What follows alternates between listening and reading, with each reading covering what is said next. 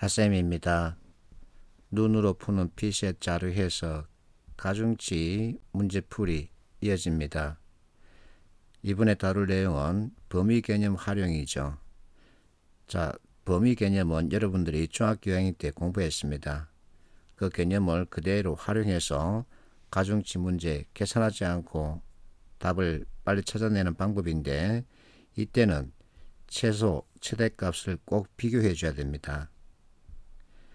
범위, 자, 최대값 마이너스 최소값이죠. A와 B가 있습니다. 시험 과목은 3개 같습니다. A 범위값은 85에서 30을 빼는 거죠. 그래서 55가 되고, B는 80에서 50을 빼면 30이죠. 두 개 크기 비교하면 A가 범위가 큽니다. B는 상대적으로 범위가 작다. 그 얘기는 점수가 서로 어깨동무를 있다는 얘기죠. 그래서 A는 점수가 들쭉날쭉하고 널리 분포하고 있기 때문에 합을 구해서 보면 B보다 합이 적을 확률이 높습니다. B는 어깨동무를 하고 있기 때문에 합을 비교하면 A보다 클 확률이 높죠. 근데 이제 이게 단점이 있습니다. 뭐냐면, 자, 여기서도 15라는 범위가 있을 수 있고 여기서도 15라는 범위 값이 나올 수 있는 거죠. 범위가 같죠. 그래서 범위만 놓고 판단할 땐 점수대를 꼭 비교해 줘야 됩니다. 최소값을 먼저 비교하고 그러고 나서 최대값을 한 번 더 비교해 주면 어느 게 더 큰지 정확하게 판단할 수 있습니다. 그래서 최소값과 최대값을 꼭 비교를 해줘야 된다는 거죠. 자, 예를 들어서 5명이 국어와 수학 시험을 봤답니다. 자, 범위값이 가장 적은 A와 C. 자, 이럴 때는 범위값은 같지만 점수대 누가 더 높은 곳에서 점수를 받았느냐 이걸 비교하는 거죠. 그래서 최소값을 비교해주고 최대값을 비교해주면 C가 더 높은 점수를 받았다는 것을 알 수 있죠. 자, 이번에는 E입니다. E는 C보다 범위값은 큽니다. 그러나 점수대에서 이미 훨씬 높은 곳에 위치하고 있기 때문에 E가 더 큰 거죠. 범위값이 큰 B와 D는 과감하게 버릴 수 있습니다. 이렇게 접근에 들어가면 계산하지 않고 답을 정할 수 있는 거죠. 그래서 피셋 문제, 이 문제를 내가 계속 보여주고 있는데 만족도를 구하는 계산 방식을 제시하고 있습니다. 여기에는 표준 편차가 없죠. 그래서 표준 편차를 다 버려야 합니다. 자, 앞에서 동그라미 치는 방식으로 하면 1번 항목에서 가장 큰 점수를 받은 학교는 나, 2번 항목에서 가장 큰 점수를 받은 학교 가, 3번 라, 4번 다입니다. 그래서 각기 한 번씩 최대값을 받았죠. 1등을 한 번씩 차지했습니다. 그러면 판단하기 어렵죠. 그래서 최소값, 최대값 이 점수대를 서로 비교하면서 누가 더 높은 점수대에 위치해 있나 그걸 보는 거죠. 그래서 최소값 비교하면 각 학교가 가장 높은 점수대에 위치했다는 것을 알 수 있죠. 그리고 가중치를 가장 많이 주는 항목에서 가장 큰 점수를 받았습니다. 그래서 이와 같은 문제 계산하지 않고 비교를 통해서 답을 가로 정할 수 있는 거죠. 그래서 가중치 문제 범위값으로 접근하는 경우는 범위를 꼭 계산하고 그리고 점수대를 비교해 줘야 됩니다. 그래야만이 누가 어느 위치대, 점수대 높은 곳에 있다, 낮은 곳에 있다 확인할 수 있는 거죠. 이 문제 같은 방식으로 접근하면 됩니다. 자, 각 항목별 최고 점수 동그라미 치고 업무 성과에서는 9점이죠. 친절도 9.5, 9.5, 근무 태도 9. 이렇게 표시해 놓고 보면 헷갈릴 수 있습니다. 자, 업무 성과에 가장 큰 가중치를 부여하고 있는데 가장 큰 가중치를 부여하는 항목에서 1등을 차지한 나가 유리할까? 아니면 1등 2번 차지한 다가 유리할까? 자, 라는 범위값이 크게 나타나기 때문에 버리기로 합니다.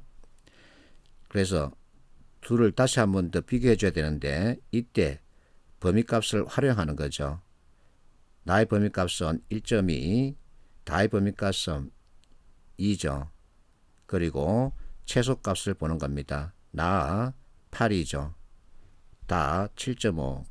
그래서 7.5와 8 비교하면 나가 더 높은 점수대에 위치해 있고 그리고 점수가 오밀조밀 서로 어깨동무하고 있죠. 그래서 나를 선택하는 겁니다. 이렇게 접근해 가자는 거죠. 그러면 계산하지 않고 답을 정할 수 있습니다. 자, 이 문제 역시 같은 방식입니다. 항목별 최고 점수를 찾습니다. 그리고 판단력에서 최고 점수 찾으면 두 개가 나오죠. 문제해결 능력 최고 점수 역시 두 개가 나옵니다. 지도력 최고 점수. 자, 이렇게 표시해 놓고 보면 또 헷갈립니다. 지도력에 30% 가중치를 부여한다 그러죠. 그러면 A가 유리할까?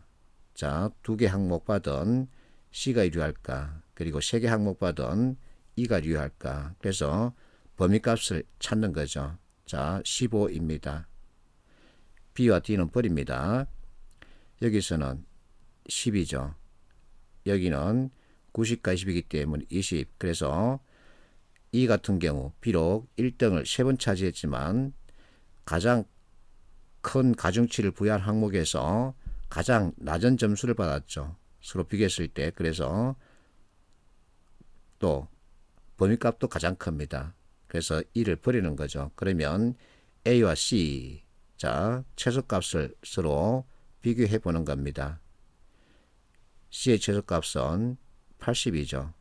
그래서 범위도 작고 최소값이 가장 높은 곳에 위치한 C가 1등이고 A가 2등이죠. 자, 두 번째 높은 사람을 찾으려 하기 때문에 답은 A가 되는 거죠.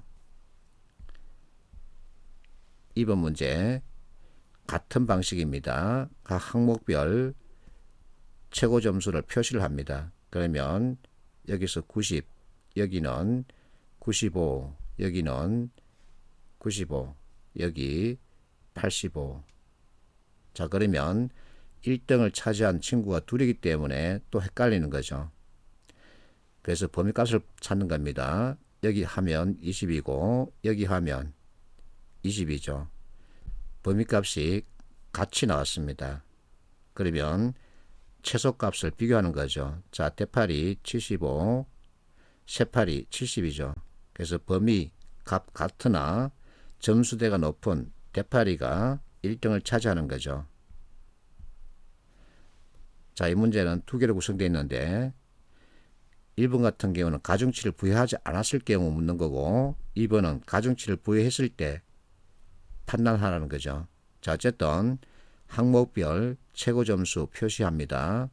가격에서는 9죠. 품질에서 10, 고객 만족도 10. 자, 그러면 가 2번, 마 2번이죠. 그래서 다는 버려도 됩니다.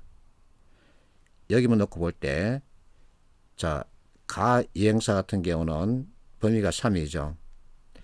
마는 범위가 2입니다. 그래서 1번에서는 무조건 5가 되고 가중치를 주더라도 당연히 5가 됩니다. 그래서 여러분들이 가중치 관련해서는 이렇게 동그라미 치고 비교하고 또 범위값을 구하고 최소값, 최대값 비교하면 금방 답을 찾을 수 있죠. 그래서 계산이 아니라 비교라는 겁니다. 계산을 안 할 수는 없지만 그 계산의 정도는 이 정도입니다. 그래서 누구나 이 답을 찾을 수 있죠. 자, 관찰, 비교, 해석 목적으로 통계표가 만들어졌습니다. 그러면 통계표를 읽는 여러분도 관찰, 비교, 해석 관점에서 봐야 합니다. 이 중에서 가장 중요한 것은 비교죠. 비교를 하면 서로 크기라든지 이와 같은 것을 발견할 수 있죠. 그에 따라서 어떤 뜻을 가지고 있는지 보는 겁니다. 이렇게 하자는 거죠. 이론에 따른 접근입니다. 어쨌든 NCS는 지식 활용 능력을 묻는 시험입니다. 그래서 20년간 익혔던 그 이론 바탕의 지식을 잘 활용할 수 있어야 하는데 이 이론을 다시 펼치기는 어려운 거죠. 그래서 이론에서 비롯된 개념 이것만큼이라도 제대로 체계적으로 만들어 놓으면 산업 현장에서 발생하는 여러 가지 상황에 대한 이해가 빨라지고 그러면 문제를 많이 풀 수 있죠. 그리고 이론에서 비롯된 개념 가지고 보기 때문에 정확도를 기할 수 있죠. 이렇게 하면 이제 여러분들이 원하는 면접 열차 타락할 수 있는 겁니다. 파이팅합시오.